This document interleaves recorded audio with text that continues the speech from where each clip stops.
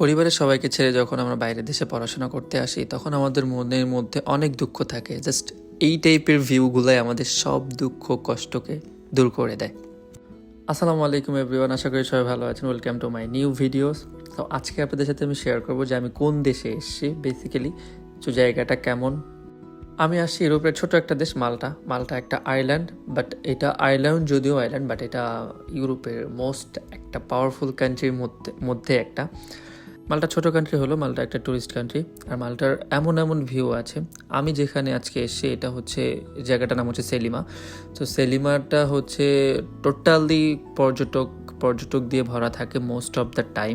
Specially summer সিজনটাতে মাল্টাতে প্রচণ্ড পরিমাণে টুরিস্ট আসে, কারণ এই গরমের মধ্যে সবাই মাল্টায় বেছে নেয়, কারণ মাল্টা একটা আইল্যান্ড, চারিদিক দিয়ে হচ্ছে সাগর, মাঝখানে একটা কান্ট্রি। যেমন তার সৌন্দর্য তেমন তার হচ্ছে বৈচিত্র্যময় রূপ। আজকে আমি আসছি সেলিমাতে। সেলিমা হচ্ছে ট্যুরিস্টদের জন্য সব থেকে পছন্দের জায়গা। মাল্টার সৌন্দর্য কখনোই বলে শেষ করা যাবে না। তো ইনশাল্লাহ আমি একদিন শেয়ার করবো আপনাদের সাথে। আপনারা যদি জানতে চান আমি কিভাবে মাল্টাতে আসছি, প্রসেসিং সম্পর্কে, অ্যান্ড কোন কোর্সে আসছি।